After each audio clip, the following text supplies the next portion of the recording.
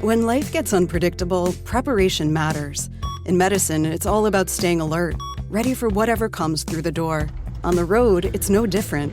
That's why Volvo designs vehicles to help anticipate risk, reduce harm, and protect lives. The Volvo XC90's advanced safety systems inspire confident decisions wherever the road takes you.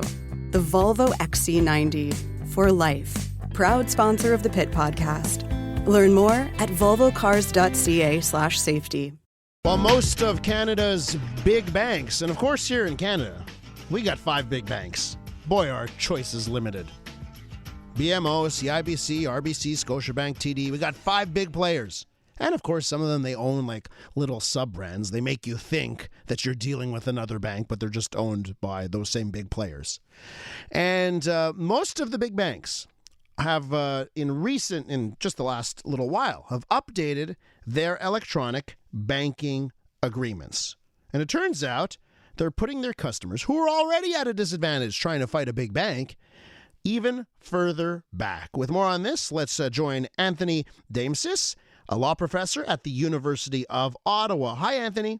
Hi, Elias. So as you look at the what the big 5 banks are doing now and their most recent updates to their electronic banking agreements, what is sticking out at you? What is giving you little red flags? Well, first, I'd start with the overall language, which is really difficult to understand.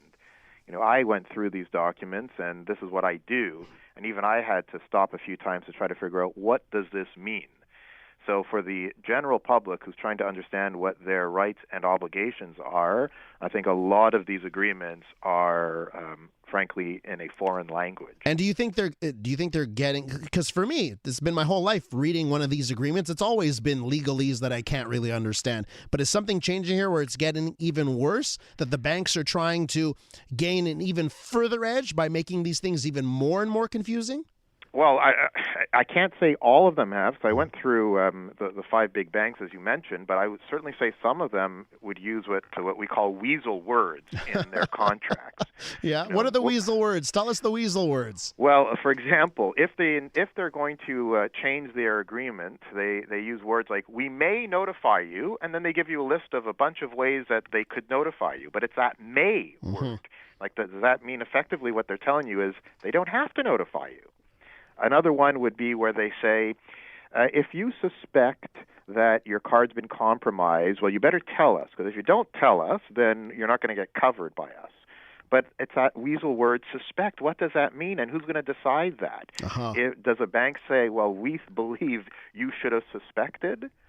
So it's just riddled with these kinds of standards that are not at all clear, and it's not difficult to actually draft clear terms.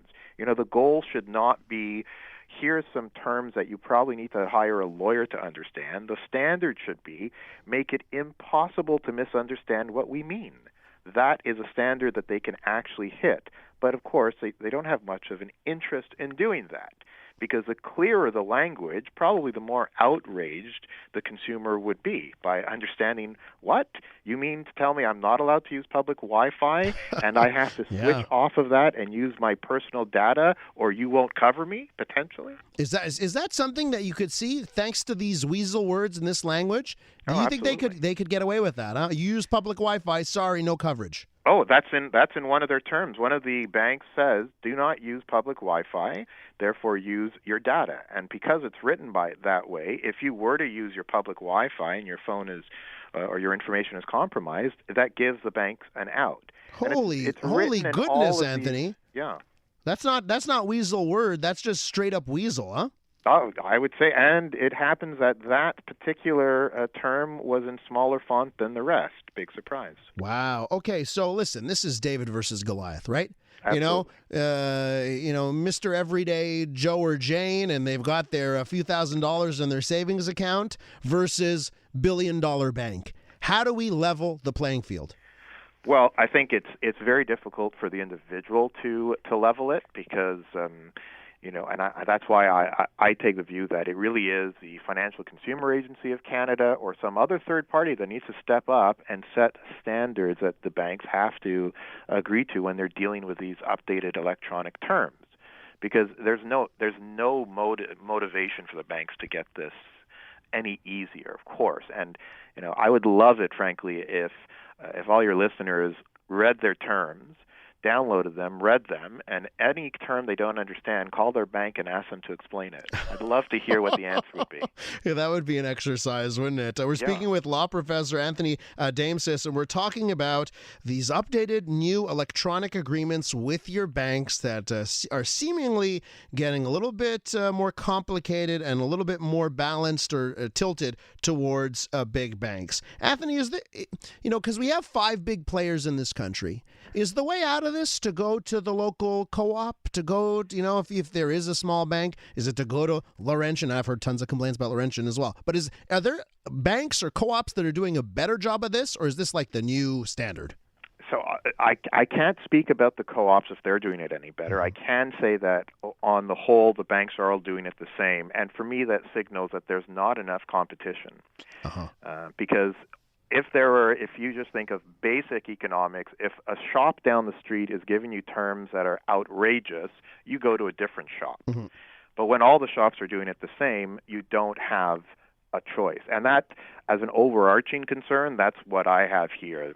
We're not dealing with regular shops. We're dealing with banks. I'm surprised a little bit, Anthony, because let's look at telecoms, another industry where people complain there's not a competition, right? That's right. And to me, it's very simple. You look across Canada, in the provinces that have only 3 players, where it's Bell, Rogers, TELUS, rates are higher, right? Yes. And the media, as soon as you get to a province that has 4 players, well, look at that. Things are lower and the prices are better, right? And in banks, you got 5 players. Why doesn't one of them want to play ball on this issue? That's a very good question, but I think when we look at their yearly profits, maybe that answers why change something that's seemingly working quite well. Yeah. Do you think? And the telecoms is a great example of when they got too strong in the context of, say, arbitration agreements, where they'd force parties to arbitrate disputes to avoid the class action. All that happened was Quebec, Ontario, the Consumer Protection Acts were amended. So do we need this? I guess it comes down to regulation here. We need governments. I think so, yes.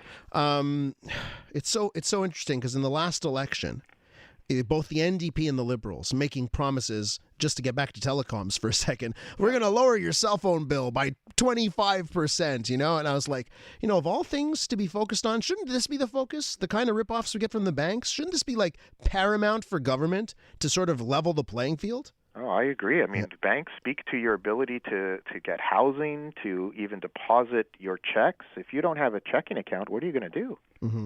What would if you could draft a legislation or a change or some Consumer Protection Act? What would you put in there? Oh, that's a good question. I think certainly what I would do from a procedural perspective is make it really clear and say here are the 3 big. Here are the 3 big duties you as a consumer have to follow.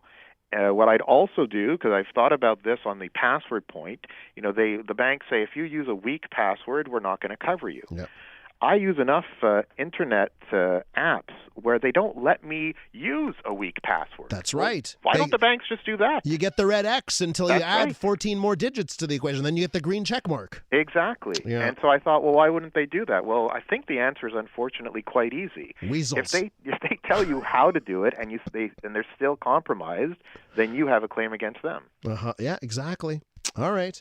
Anthony, thanks for coming on the show. Really fun talk. Oh, thank you, Elias. That's Anthony Daimsis, law professor at the University of Ottawa.